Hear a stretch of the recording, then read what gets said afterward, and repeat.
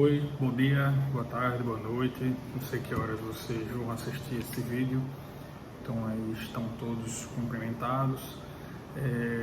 Hoje a gente vai começar um bate-papo sobre os crimes contra a vida e aí inaugurando a parte especial do Código Penal. Lembrando que a gente sabe que o Código Penal aí classifica os nossos crimes de acordo com o bem jurídico que ele está protegendo, sim, protegendo, à medida que o Código Penal ele organiza naquele capítulo todos os tipos penais que prevêem condutas ofensivas àquele bem jurídico, ele passa a proteger aquele bem jurídico, porque a ideia é esgotar possíveis condutas que venham a ofender. E quanto ao bem jurídico vida, o Código Penal, ele horizontalmente, naquela nossa linha, e mesmo assim ele já traz uma divisão quanto a esse bem jurídico. O bem jurídico vida no Código Penal ele é tratado em dois momentos. A gente tem a vida realmente extrauterina, aquela vida que até aquele momento ela está, como é que eu posso dizer assim, efetivamente caracterizada, porque o sujeito se tornou um sujeito de direito ao nascer com vida, ao respirar. Mas o Código Penal também protege nesse capítulo as condutas ofensivas à vida intrauterina, e aí não a vida efetivada. A vida intrauterina está sendo protegida ali por sua perspectiva de se tornar vida, mas a proteção é a mesma. Mas essa diferença de vida extrauterina e intrauterina faz com que o Código Penal trace verticalmente as condutas que são a divisão das condutas que visam a proteger esse bem jurídico vida. E aí, inaugurando os crimes contra a vida, crime de homicídio, a gente compreende ele como o crime mais completo e complexo do Código Penal. Isso porque, quando a gente fala num crime, o crime ele possui seus elementos, esses elementos que nós conhecemos desde a teoria do crime, passando pela teoria das penas. Os elementos objetivos, normativos, e o crime de homicídio, ele é o crime que compreende quase todos os possíveis elementos dentro de um crime. Quase todos não, todos. Todos os elementos que são possíveis existir num crime, o crime de homicídio condensa. Por exemplo, o crime de homicídio tem sua figura simples, sua figura qualificada, sua figura privilegiada, tem causas de aumento, causas de diminuição, perdão judicial. Então, todos os possíveis fenômenos que existem em um fenômeno criminológico. É bom porque depois de superado o crime de homicídio, tudo parece mais fácil, que a gente vai se deparar com todas as possíveis circunstâncias do crime de homicídio. É um crime que passou por mudança recente. Em 2019, nós tivemos algumas modificações e particularmente com relação à introdução de uma qualificadora que a gente conhece costumeiramente como o feminicídio, que aconteceu em 2015, mas foi uma das grandes repercussões do Código Penal atual, é uma das mudanças mais significativas. Mas vamos lembrar que o feminicídio não é um crime à parte, não existe o crime de feminicídio. O feminicídio é um crime de homicídio qualificado por ter sido praticado em razão do sexo feminino. E essa terminologia se deu simplesmente pelo amadurecimento do projeto de lei. O projeto de lei que trazia essa modificação, ele não falava em crime por sexo, assim por gênero, tá? E aí abrangeriam outros gêneros além do feminino, e entraria possivelmente crimes praticados contra homossexuais, transexuais, reconhecendo aí o crime com o dolo principal e a motivação pela diferença do gênero. Só que esse projeto de lei, ao ser votado finalmente, ele foi modificado e retirou-se a expressão gênero, passou-se a adotar especificamente a expressão sexo feminino. Alguns criticam que foi um retrocesso, sim, um projeto de lei que tinha tudo para ser algo realmente bem mais moderno, mais adequado à sociedade, porém não passou dessa forma. Entretanto, já é um avanço. A gente tem que entender que pelo menos já temos assegurado, sim, a hipossuficiência do sexo feminino nessa situação de risco contra a mulher. Isso já está assegurado, mas fica realmente a possibilidade de amadurecimento dessa circunstância, como críticas, por exemplo, no caso da transexualidade, a mulher transexual, ela vai ser tratada como mulher pelo Código Penal. Quer dizer, o Código Penal ele não decide isso. Quem vai decidir é o direito civil. Se o direito civil igualar isso, igualar essa circunstância realmente transexual como o sexo feminino, hoje, particularmente, não há mudança de nome sim, mas mudança de sexo no atestado de nascimentos não existem, ainda não.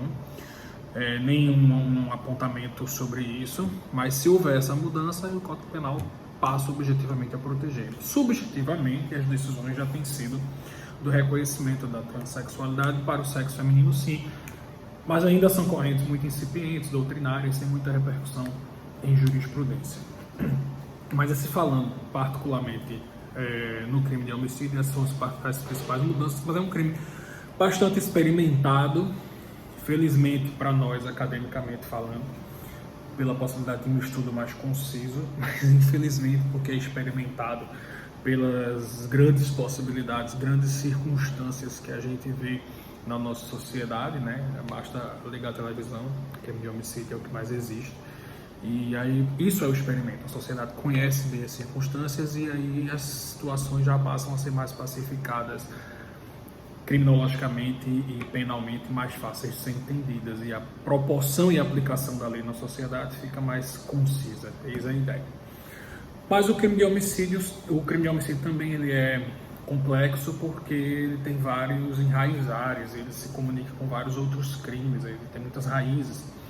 E a letra da lei é um pouco densa, mas não é impossível, é só um crime um pouco mais denso de se estudar. Entretanto, como eu falei há pouco, bastante experimentado, e aí não teremos muitos problemas, dúvidas nem impacificações com relação a ele. Todo mundo com código em mãos aí, vamos acompanhar junto.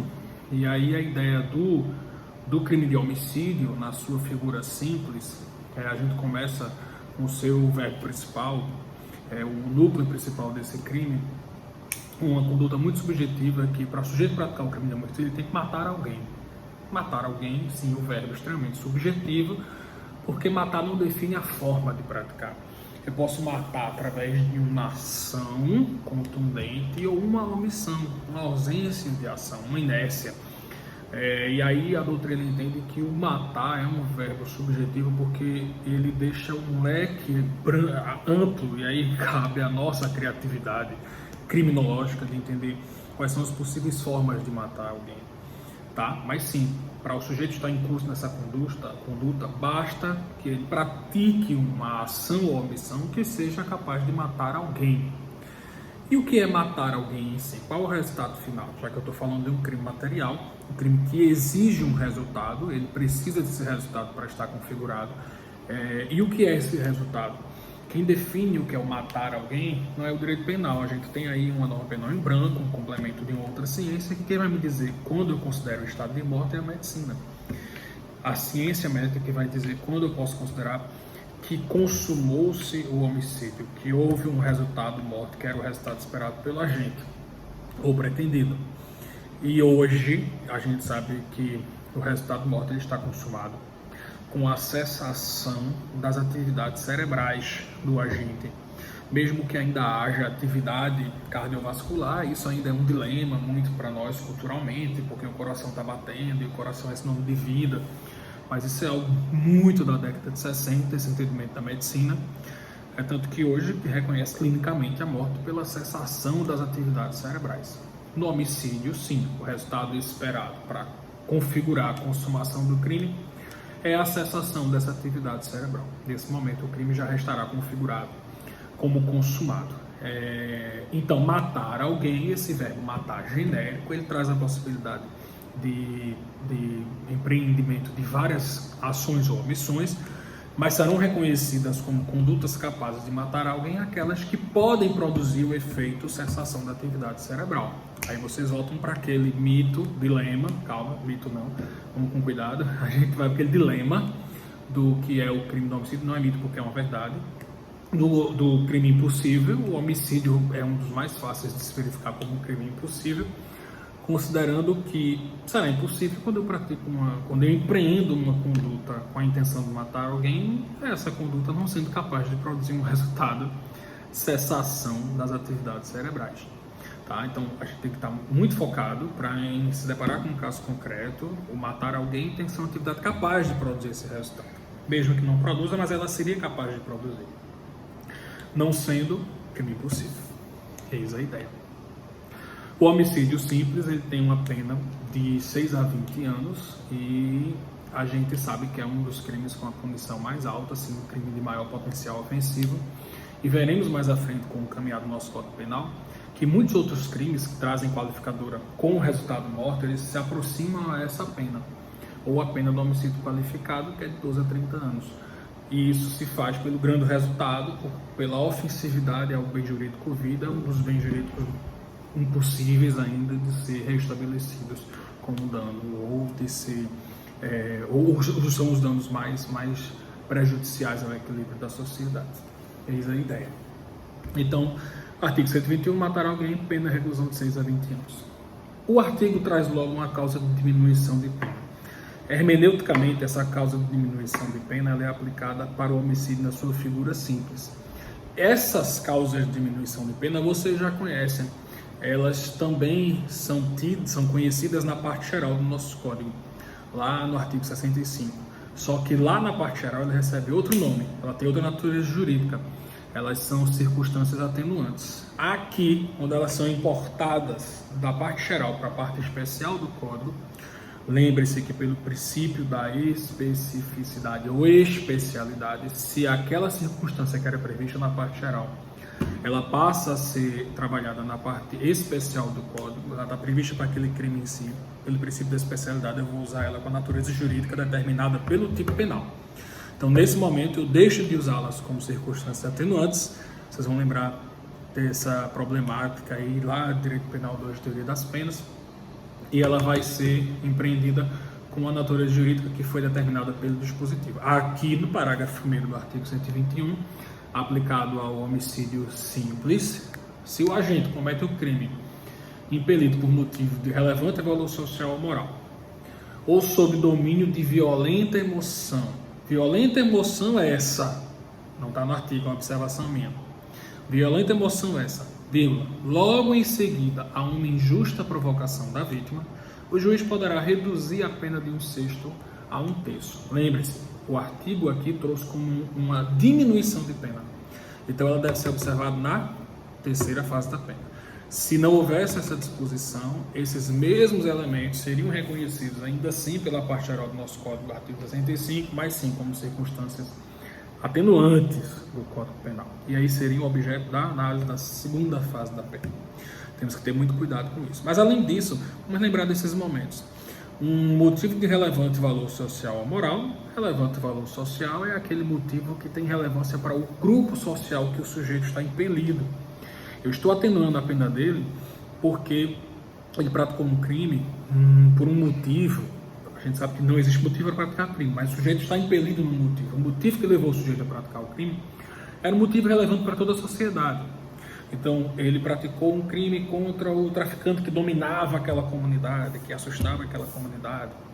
Naquele momento, aquele crime não se justifica, não exclui-se a sua juridicidade, porém ele é diminuído, nesse caso, porque era um crime que tinha um relevante valor social. A sociedade inteira se beneficia dessa circunstância, ou era um motivo que preponderava para todo o coletivo. No moral, relevante valor moral, é um motivo que só diz respeito ao sujeito, mas é um motivo relevante. Não justifica, mas é relevado. Como, por exemplo, o clichê do sujeito matar o estuprador da filha, o estuprador da esposa. E aí é um motivo que é mais importante para ele do que para o coletivo. Mais uma vez, não são motivos que justificam, são motivos que atenuam na parte geral e diminuem especificamente aqui no artigo 121. E aí a gente tem que ter cuidado nesse segundo momento, do parágrafo 1º, que é a danada da violenta emoção. Não posso dizer que só a violenta emoção é suficiente para trazer a diminuição de pena para o sujeito. A violenta emoção é quando o sujeito age no impulso. Ele realmente... muitas das circunstâncias que denotam que isso aconteceu é o grau de arrependimento do sujeito posteriormente, quando ele teve tempo de pensar, esfriar a cabeça, a famosa cabeça quente. Mas não é qualquer violenta emoção. Essa violenta emoção tem que ser logo em seguida a uma injusta provocação da vítima. Essa injusta provocação da vítima é um fator criminológico que a gente conhece como a vítima contribuindo para a prática do crime. Aí eu não estou invertendo os papéis, colocando a vítima como delinquente. Não. Só que a vítima praticou alguma conduta que startou a conduta delitiva no sujeito. Não justifica, mais uma vez, eu não estou falando aqui numa legítima defesa, porque essa injusta provocação da vítima não pode ser uma violenta agressão. Porque se eu falo numa violenta agressão, uma injusta agressão, desculpa, se eu falo numa injusta agressão, o sujeito reagiu a uma injusta agressão e preencheu todos os outros requisitos, ele pode agir em excludente de antijuridicidade na figura da legítima defesa. Aqui não é uma injusta agressão, é uma injusta provocação, é um fator mínimo. Não quer dizer que ele quis afastar um perigo de forma alguma, senão eu estaria no excludente. Aqui ele não agiu para afastar um perigo, ele agiu motivado, impelido, instigado por uma provocação da vítima. E aí, mais uma vez, não vai excluir a antijuridicidade, porém poderá ser capaz de reduzir essa pena. Vejam a comunicação disso com o excludente de antijuridicidade. Isso é muito comum de ser abordado em questões, em provas aí à frente que vocês vão se deparar. Mas esse duelo entre em que momento eu entro como excludente ou em que momento o crime vai ser reconhecido, mas aquela conduta que não se excluiu foi reconhecida de outra forma, uma causa de diminuição de pena. Eis a ideia. Tudo bem? E aí a gente entra no tão famoso e mais utilizado de todos, infelizmente, na figura do homicídio qualificado, que é o parágrafo 2º. E aí, meus amigos, o homicídio, ele se qualifica por várias motivações. O que é a qualificação do homicídio? O homicídio simples é a figura essencial para que o crime ocorra. Ele preenche todo o intercrimes dessa conduta homicida. E ele é qualificado quando ele traz um quê a mais. O sujeito praticou algo a mais, que não era essencial para a conduta básica, mas é um elemento a mais que deve ser considerado numa punição, que deve ser levado em consideração na proporção de pena. Por isso a qualificação do crime. E essa qualificação ela traz um novo intervalo de pena maior do que a da figura simples, né? Como a gente já viu, no homicídio qualificado a pena passa a ser de 12 a 30 anos, considerando essas circunstâncias. O que pode qualificar um crime de homicídio? As qualificadoras do crime de homicídio elas se dão por motivos, por meios ou modos de execução do crime ou por uma conexão do crime com outras condutas criminosas. Então são 3 possibilidades da gente qualificar o meio utilizado, os motivos para qual eu pratiquei o crime ou a conexão do crime com outros possíveis crimes, outras condutas delituosas. Mas o homicídio qualificado, vocês conhecem alguns elementos dele. Alguns elementos do homicídio qualificado são elementos que a gente conhece lá na parte geral como agravantes do crime, lá nos artigos 61 e 62 do Código Penal. Lá eles serão usados em sua natureza jurídica, eles vão agravar qualquer outro crime. Mas aqui, como eles estão na parte especial do crime, especial do Código Penal, detalhado dentro do crime do artigo 121, com a natureza jurídica de agravar, mais uma vez, princípio da especialidade, eu vou utilizar com a natureza jurídica específica do artigo. E aqui eles vão ser qualificadoras do crime. Essas circunstâncias vocês já conhecem, pelo menos vocês já percebem. Quando o parágrafo 2º, se o homicídio é cometido, inciso 1, mediante paga ou promessa de recompensa ou por outro motivo torpe. Lembram que eu falo muito para vocês que nosso Código Penal também é doutrina. Ele explica, ele é sutil, mas ele também conceitua, ele traz elementos doutrinários. E aqui no parágrafo 1º, no inciso 1º do parágrafo 2º, ele diz: se o sujeito pratica um crime de homicídio impelido por uma promessa de um pagamento ou de um pagamento já recebido, não importa. O motivo dele ele não tem um nexo de causalidade direto com o resultado morto do sujeito. O resultado morto do sujeito ele quer pela promessa de pagamento, pelo pagamento recebido. E aqui justificará essa qualificadora, essa promessa do pagamento. Ou qualquer outro motivo torpe. Motivo torpe vocês já lembram. Motivo torpe é aquele motivo que começa fútil e passa a ser repugnante também para a sociedade. Além de não ter significado, não ter proporcionalidade, ele traz repugna da sociedade. E aí, nesse momento, o meu Código Penal já diz que praticar um crime recebendo pagamento, uma promessa de pagamento, também são motivos torpes. Se ele diz, ou por outro motivo torpe, ele considera que os dois primeiros também seriam. Então não se esgota, não é um texto que diga que é só receber um pagamento, mas sim será qualificado por qualquer outro motivo torpe, inclusive esses dois. E o inciso 2 traz um motivo fútil, genérico. Ele não traz detalhes de outros motivos fúteis, ele diz motivo fútil como um todo. Lembre-se que o fútil e o torpe eles não são divergentes, eles só são complementares. O motivo fútil é aquele motivo insignificante, sem proporcionalidade. Nenhum deles justifica a prática do crime, mas o sujeito está impedido naquele motivo. Mas o motivo fútil ele simplesmente não tem significância que justifica a prática do crime. No torpe, ele, além disso, ele traz repugnância. O motivo torpe é a evolução do fútil.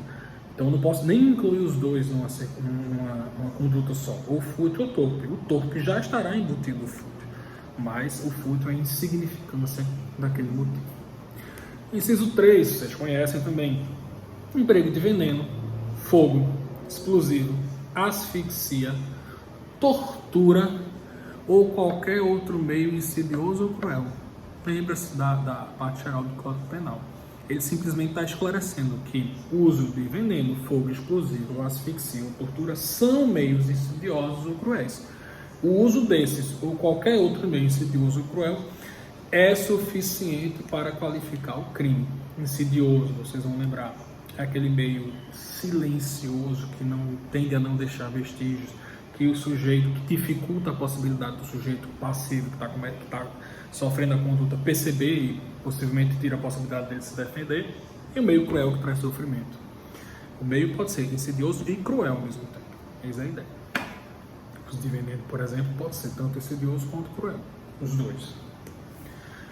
Outra possibilidade, ainda no inciso 3, será qualificado também quando o sujeito utilizar um meio que possa resultar um perigo comum. Perigo comum não é um perigo simples, meus amigos. Perigo comum é aquele perigo que traz uma possibilidade de dano ao coletivo. O dano não precisa acontecer, mas se o meio que eu utilizei para praticar um crime de homicídio, ele é um meio que vai trazer uma possibilidade de perigo a um determinado grupo coletivo, eu vou ter um crime qualificado. É o exemplo do uso de explosivo.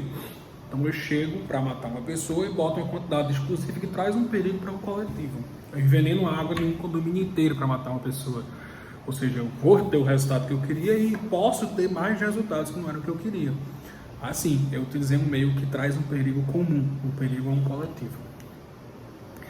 O inciso 5, ele diz que será também considerado qualificado quando eu utilizo a traição de emboscada ou mediante dissimulação, ou outro recurso que dificulte ou torne impossível a defesa do ofendido. Mais uma vez, doutrina no Código Penal, se eu uso um meio que dificulta ou torna impossível a defesa do ofendido, meu crime vai ser qualificado. E os exemplos são traição, emboscada, dissimulação, ou qualquer outro recurso. Então vejam, eles são exemplos de meios que dificultam ou tornam impossível a defesa do ofendido. Enfim, o que vai qualificar é tornar difícil ou impossível o sujeito se defender da prática daquela conduta. O inciso 5 também qualificará o crime de homicídio quando ele é utilizado para assegurar a execução, a ocultação, a impunidade ou a vantagem de um outro crime. Crime de homicídio se conectando com um outro crime. Então vejam, eu tenho aqui uma ligação. O crime de homicídio, eu não estou falando num preterdolo, são dolos independentes, tá? Eu tenho dolos independentes aqui, não é uma conduta preterdolosa.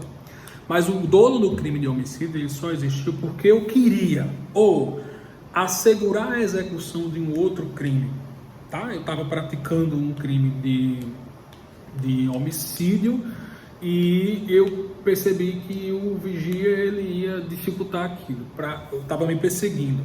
Para assegurar a execução desse crime, pratiquei o crime de homicídio, do crime de roubo, pratiquei o crime de homicídio com o dolo, intenção, vontade livre, consciente de realmente garantir que o crime de roubo ocorresse. Então, existiam crimes distintos. É diferente de eu estar lá na hora do assalto e empreendendo a violência ou grave ameaça que configura o crime de roubo.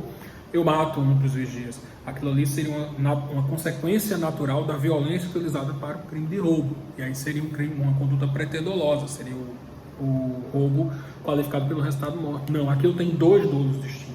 O dolo no roubo e o dolo no homicídio, sendo que o dolo no homicídio aconteceu para que eu pudesse assegurar a execução do crime de roubo. Assim como ocultar. Então o sujeito, ele me viu, estava de máscara, ele viu o meu rosto, me reconheceu e eu queria ocultar que eu pratiquei aquele crime. E aí pratiquei o crime de homicídio com o intuito de ocultar um crime anterior, o crime de roubo, o crime de estupro. Garantir a impunidade. Eu tentando que não ser reconhecido, para ficar impune, para a vítima não me reconhecer e denunciar, matei a vítima. Que são dolos distintos do crime. A intenção do crime anterior e a intenção de garantir que eu ficaria impune do crime anterior e por isso pratiquei o crime de homicídio. Eu passo a ter dolo com isso. E garantir a vantagem. Ocorre muito nos crimes contra o patrimônio. Eu tenho a vantagem daquele crime, é o caso do Banco Central. Lá no assalto ao Banco Central, o próprio sujeito, para garantir a vantagem, o que ele teve de vantagem, a res furtiva do crime, os milhões de reais que eles levaram, eles mataram várias testemunhas e mataram vários comparsas. Praticaram crimes de homicídios para garantir a vantagem do crime anterior. Isso ocorre muito nos crimes contra o patrimônio. Mas todos esses dolos nesses crimes de homicídios aconteceram vinculados a um crime anterior, mas não preterdolosamente.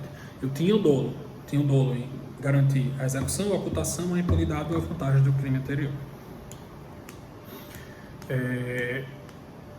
E aí a gente entra no inciso 6, que é a introdução que a gente recebeu no Código Penal em 2015, a Lei 13.104 de 2015. Ele inclui o inciso 6, que diz: será também considerado crime de homicídio qualificado quando ele é praticado contra a mulher por razões de condição do sexo. Olha o que a gente falou no início, do sexo feminino.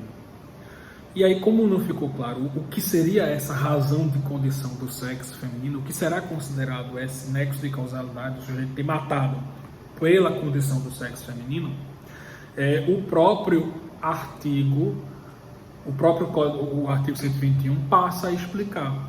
A Lei 13.104 de 2015, ela introduziu o inciso 6, o inciso 7, e introduziu um parágrafo 2º que tenta explicar para a gente que o Código Penal é doutrina. Então ele vem explicar, conceituar o que o legislador considerará como matar em razão do sexo feminino. E ele abre o seguinte, parágrafo 2º: considera-se que há razões, veja como ele é explicativo, considera-se que há razões de condição de sexo feminino quando o crime envolva, inciso 1, violência doméstica e familiar. Quem conceitua o que é violência doméstica e familiar, Lei Maria da Penha. Não cabe ao Código Penal conceituar. Ele só puxou um instrumento já previsto em outro marco normativo. Inciso 2, quando houver menosprezo ou discriminação à condição de mulher, pelo simples fato de ser do sexo feminino. Então vejam, o parágrafo 2º, ele é um tipo penal normativo. Ele traz exatamente o conceito que deve ser entendido pelo aplicador do direito, o conceito que o legislador trouxe para que o aplicador do direito entenda. Deverá ser reconhecido como qualificado do feminicídio quando o crime for praticado contra a mulher por razões de sua condição do sexo feminino. O que são essas condições do sexo feminino? Inciso 1, quando houver violência doméstica familiar. E inciso 2, menosprezo ou discriminação à condição de mulher. Eis a ideia. Mas, amigos, ainda assim, o artigo 121, nessa introdução da Lei 13.104, ele também trouxe uma outra possibilidade de qualificadora. Além do crime praticado contra a mulher em razão do sexo feminino, também será considerado um crime de homicídio qualificado quando ele for praticado contra a autoridade ou agente descritos nos artigos 142 e 144 da Constituição Federal. Esses sujeitos, essas autoridades, elas são as autoridades que compõem a Força Nacional de Segurança Pública. E a Constituição determinou que crime de homicídio praticado contra esses agentes, mas não só por serem esses agentes, mas por estarem em função dessas prerrogativas, desse dever legal, quando o homicídio tiver esse nexo de causalidade de ser praticado, não é só contra esse agente sem querer porque estava na fila, mas por ele ser um desse agente, por ele compor a Força de Segurança Nacional, o crime também será qualificado. O inciso 7, ele diz exatamente isso, contra a autoridade ou agente descrito nos artigos 142 e 144 da Constituição Federal, integrantes do sistema prisional e da Força Nacional de Segurança Pública. No exercício da função, eles estão exatamente no seu dever legal e são sujeitos passivos do crime de homicídio por essa razão. Ou em decorrência dela, mesmo que eu não esteja exercendo a função, mas o crime de homicídio ocorreu em decorrência de eu exercer essa função em algum momento da vida. Como também essa conduta, esse crime de homicídio se enraiza quando ele for praticado contra pessoas que têm proximidade, laços familiares ou convivência com esses agentes. Por isso que ele continua. Ou contra seu cônjuge, companheiro ou parente consanguíneo até terceiro grau, em razão dessa condição, em razão do sujeito pertencer. É o famoso crime encomendado por extermínio, por o sujeito realmente pertencer a isso e há um interesse da morte daquele sujeito por ele fazer parte dessa corporação. Eis a ideia, meus amigos, inicial do crime de homicídio nas suas figuras qualificadas. Só ressalto para a gente não cometer o erro de que o crime de feminicídio é um crime, tá? Essa é a nomenclatura, é crime de feminicídio, não menosprezando, pelo contrário, a gente sabe da importância disso, mas não é um crime, hermeneuticamente está errado. O crime é o crime de homicídio, qualificado pela circunstância do feminicídio, que é matar a mulher em razão do sexo feminino. Continuando, jovens, ainda aqui no crime de homicídio, acompanhando pelo Código Penal, vamos fazer nessa ordem para ficar com a cabeça um pouco mais equilibrada. O crime de homicídio, ele traz aumentos de pena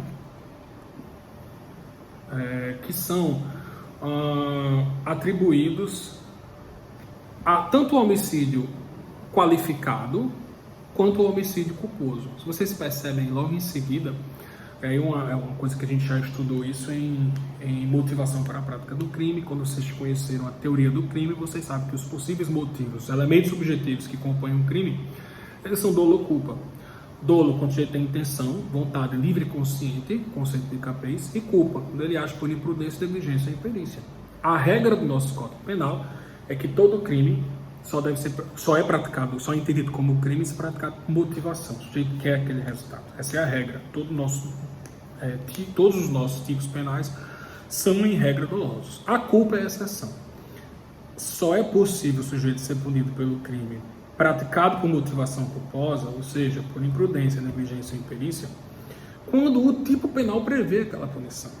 Então, o nosso tipo penal tem que deixar claro no dispositivo que ele vai aceitar a punição para a modalidade culposa. É o caso do crime de homicídio. Parágrafo 3º, ele diz: se o crime é culposo, ou seja, praticado por imprudência, negligência e imperícia, a detenção é de 1 a 3 anos. Temos que ter cuidado na figura do garantidor aqui. Nós lembramos que o sujeito garantidor que pratica um crime culposo e essa negligência, imprudência ou imperícia é incompatível com a garantia que ele exerce, aquele evento garantia transforma a culpa em dolo. Dolo eventual. Dolo eventual, nomenclatura, para mostrar que não é um dolo originário, é um dolo que advém de uma culpa, mas pelo evento garantia se transformou em dolo, tá? Então cuidado com o fenômeno do garantidor aqui no homicídio culposo. Sim, mas o homicídio ele prevê a possibilidade de punição na sua modalidade culposa.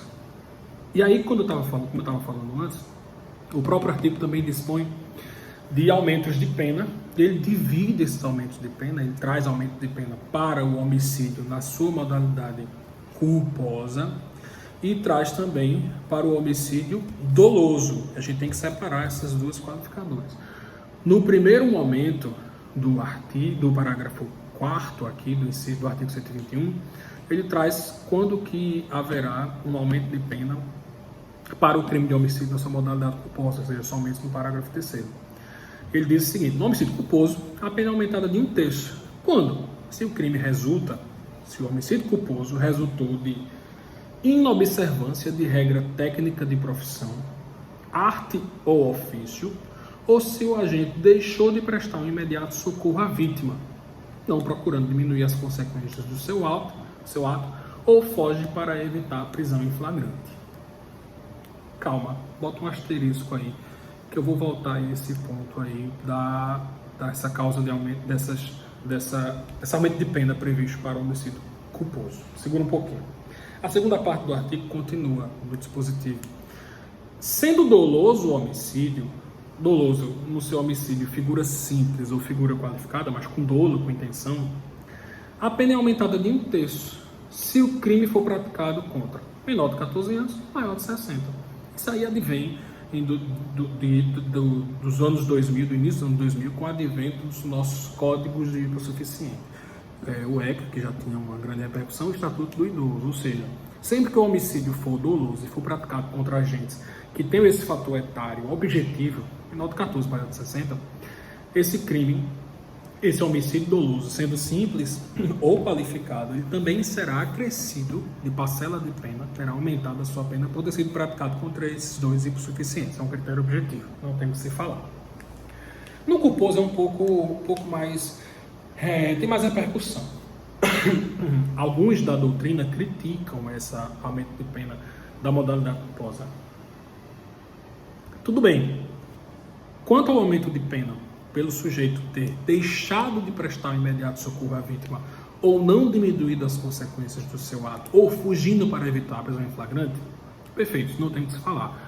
No homicídio culposo, ele não tendo esse trabalho com o posterior do crime, já que ele não tinha intenção, tem a obrigação de prestar esse socorro também, ele tem a possibilidade de aumentar essa pena. A repercussão aqui é quando eu digo que será aumentado a pena do crime do homicídio culposo quando ele resulta de inobservância de regra técnica. Técnica essa que é inerente a uma profissão, uma arte ou um ofício.